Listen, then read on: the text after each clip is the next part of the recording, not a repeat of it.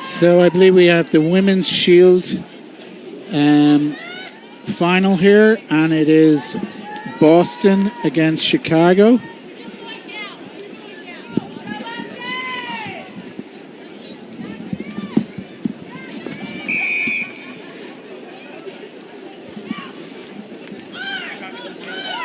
Chicago in white, Boston in blue. Chicago kicked off from left to right. Kerry Dubray just joined me. Good afternoon, everyone. So, Kerry, anybody we should take a look at for here?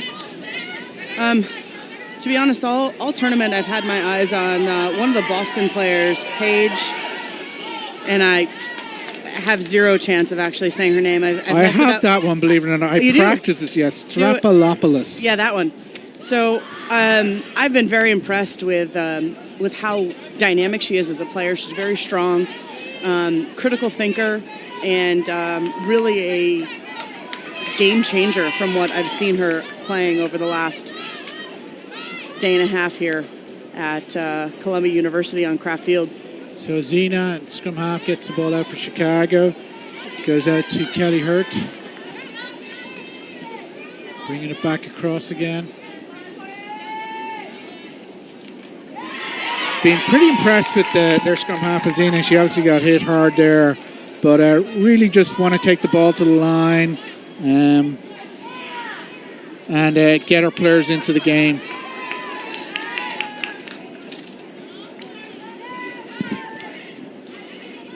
Chicago got it again, lying deep in the midfield. Big run up the middle from their number one, Brittany O'Dell. That is a penalty for handling on the ground. Chicago number 4, Rose DeBelasamo. You didn't practice that one, did you? I did not. Brittany O'Dell, that is an easy one. If I cannot get the O's in the max, I am definitely in trouble.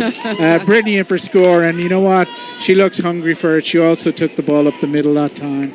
Good strong play. Probably took a little bit of a knock there, but I'm sure she's not going to be looking to leave the field. As you can see, it's getting warm here. The water's coming on.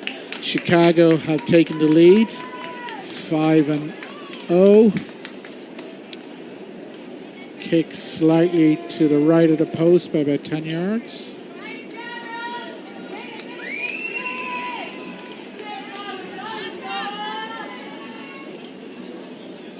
This is Kelly Hurt taking the conversion, and she is able to convert that.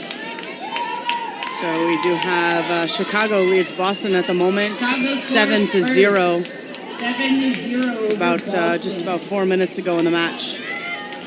So Chicago to kick off again. Interested to see what they do.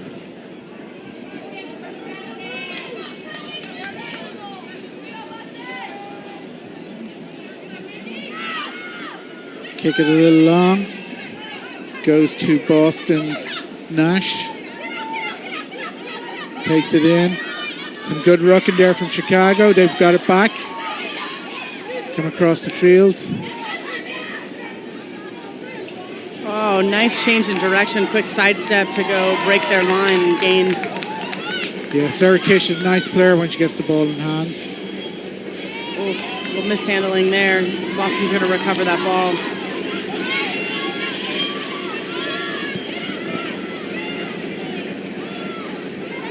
Getting across the line fast. Yeah, Chicago got coming up quite hard. Maybe leaving some space on the line for a player to break through.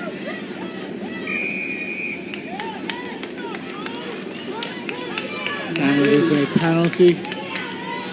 Chicago slowing it a little. Shoelace. Rose to take it. And the Chicago squad is split 3-3, so it's really, you never know which way they're going to go. It looks like there is a move, but... and then they confused us all. Yes. Some good, strong running there from Kelly Hurt again. Ball comes out wide. Back the other side. That's Lauren Ebling.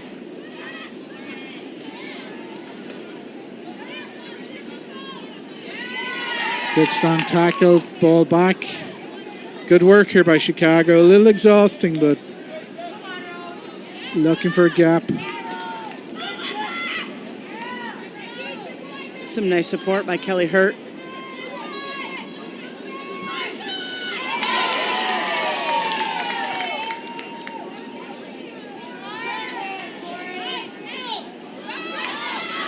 Ball getting a little bit loose. Working it back across the field. They do have an overlap here. They've got two people. Yeah, if they just need to send it out. If they can take that sweeper, maybe a little early, let's see. Oh, and she's able to break the tackle. Very and good another play. one. Megan Loomis. Numbers on the outside is able to put in a try. Very strong running. Sweeper came across the field, stepped nicely inside the sweeper, takes it in under the posts. And that is another score for Chicago here. In good kickable range again, almost in front of the posts.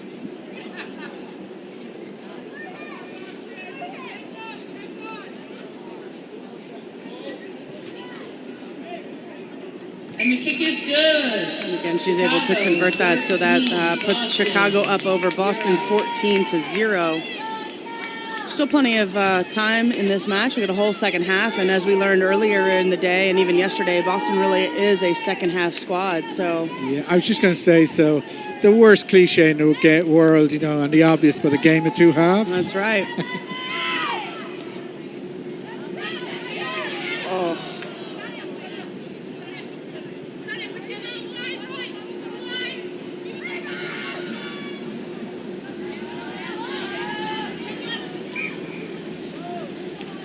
You know, Chicago very composed in the ball. It's going to be tough for Boston, I think, to get something against. They're going to maybe look for something a little individual, maybe something a little. Got opportunity now, just left of the midfield. Conversations going on here between the wing on the left side and the out half. They take it right.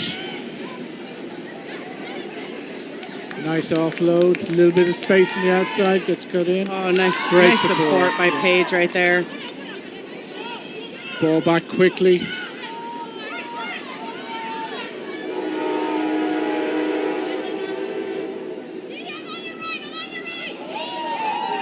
She just told her to sit back down.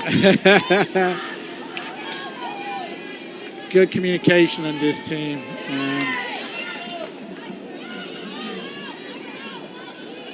Ball at the bottom of the ruck comes out. Going to come across the field again. Got a little bit of space here, but ball just bounced and hopped before the number 15. Margaret Reese. Boston's been able to put together several phases here. Although they haven't exactly moved up the field a lot, but they've certainly put several phases together. I think it's only a matter of time before they're able to break through. Yeah, bit tiring, but you know what? It's on the half to get a little rest. Chicago's leading 14-0. So what do you Boston. think? Second half. Coming right up. Boston maybe got a little bit more to show. They haven't showed it yet. You know, they certainly have proven. And you're like you said, it is a very cliche, but they have proven to be a second half squad. You know, I don't know if it's the motivational speaking of their coaching team that's down there right now, what it is that they're exactly saying. Perhaps we should mic them up and find out what that conversation is like. But they really, have proven to come back and been a stronger team in the last 7 minutes versus the first 7. I hope. I know I wouldn't mic up the men's team when we get in the middle there, so I'm going to guess that women's team maybe the language is a little cleaner. Perhaps the men's halftime chat is a little bit more colorful than you'll see in most of the women's games, but I'm going to completely stay silent on. We have Paul O'Connell who was caught for the lines with his on that conversation, and the bleep was every 2 seconds. But it's interesting how different coaches apply halftime. Boston, actually, I just watched, a lot of the team together conversing. I like that a lot. It isn't necessarily, it's the coaches giving it. It's like up to the leadership in the team to make some of those decisions. Obviously providing some details. See the board there in front of her. They're going to, I think, make some changes. No?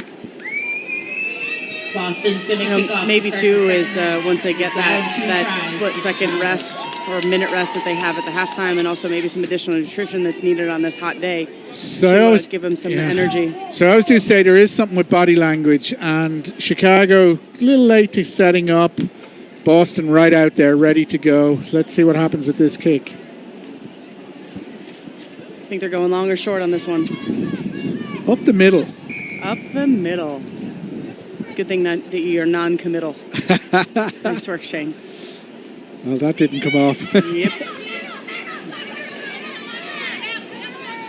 Chicago get the ball back. Going to work it across the field again. Strong run in the middle. Ball back the other side. Looking for clean hands. Oh. It's just an unfortunate ball handling error right there. It was almost like maybe she took her eyes off the ball before she was ready to pass it. Yeah, I was just about to say her technique was great with the hands out. You always wanted to pass or something to aim at, but you're right, maybe looking at the opposition player coming just at the last moment. And there was a substitution here for Chicago. It looks like Caitlin Casper has come onto the field. And it's Boston with the scrum. Nash taking it across the field. That's pretty smart play, actually.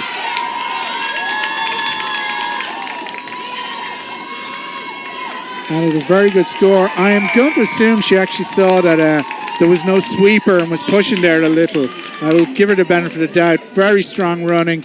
Knew exactly where she was going to get that pass. And Stacey's kick is good. All right, so we are 14-7. Yes, try was converted. So it is just a one-try game right now with plenty of time on the clock. Just about a minute and a half gone in the second half of this match of the Boston women's versus Chicago. Pushing it along. For those of you who are just joining us, we have the Boston in the navy jerseys and Chicago in white. And this is the women's shield final. Oh. How quickly we have a change of events, my friends. Yes, I was going to say that is absolutely my favorite play in rugby. It's horrible for the opposition, but if you are looking for intercepts, that's what you want. I was never fast enough to make a play like that, but these girls certainly are. I had it. I was coming back from the last play, and I just turned around. So. Boston ties it up. So we're all tied up here at Columbia University on Kraft Field with just over 4 minutes to go in the this is a very exciting game, folks. Shield final. Shield final, excuse me. My mistake. All tied up at 14. Again, pushing it just a little too far. Obviously, the two fields slightly different sizes. Boston, I know, played a lot of games in the other field, so it takes a little bit of adjustment. I always say to kickers, you need to go out, walk the field, understand it's a little different. Even the surfaces, obviously being grass and artificial is huge, but even if they're slightly different artificial surfaces, that ball, and you don't think it will for dropouts, but it does. I was also noticing, comparative to the two fields, is the fact that the line differential between the football markings and the soccer markings versus the rugby markings are just a little bit different on each of the fields. So, we can't get too comfortable on what it is we see or we think we see, and you just have to play the lines.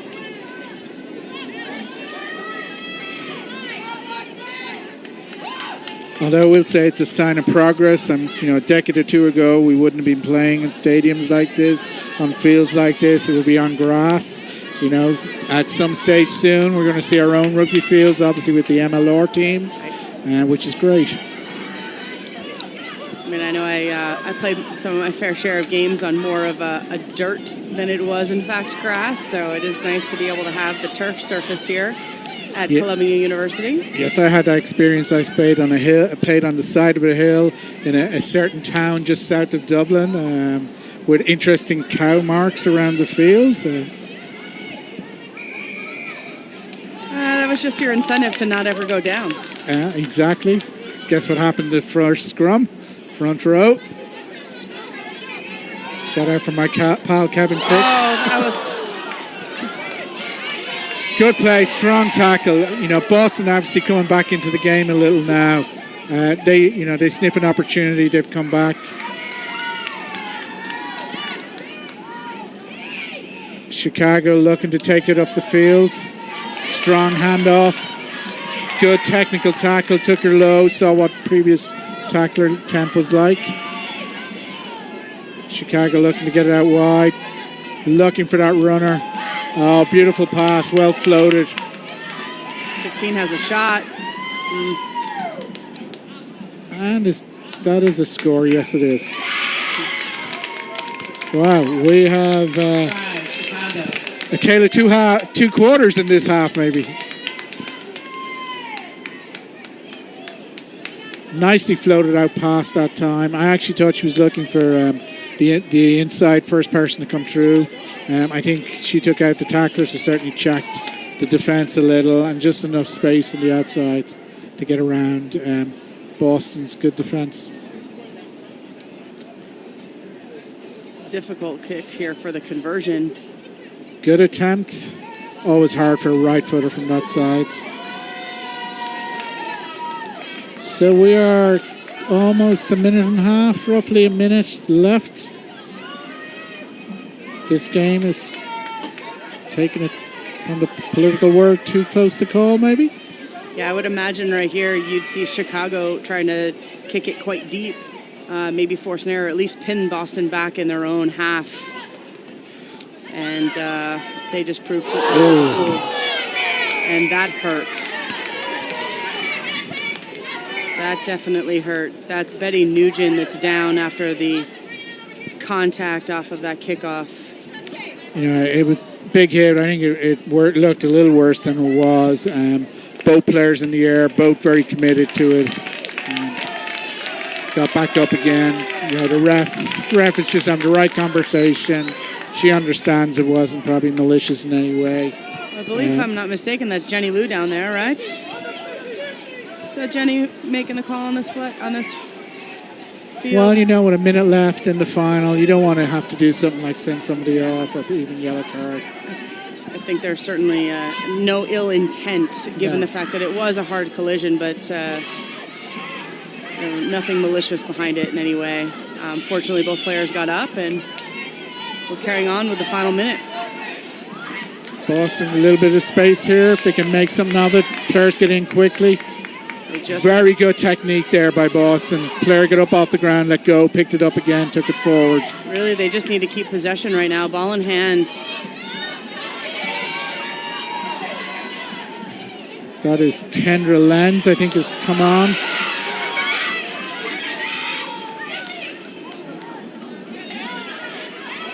Kick pass. I believe the intention was for that to get out of bounds. However, her teammate decided to continue the play. They're using Caitlin Casper up the middle, which is smart. And that is it, over. So Chicago sneak it. Good game, good final, good rugby. Excellent effort by both squads. Very grueling weekend for both of them, and great effort, something to be proud of. Yeah, I was going to say, not too far for both, but if Boston are going up 95, although it is a reverse commute, it won't be too bad. Chicago obviously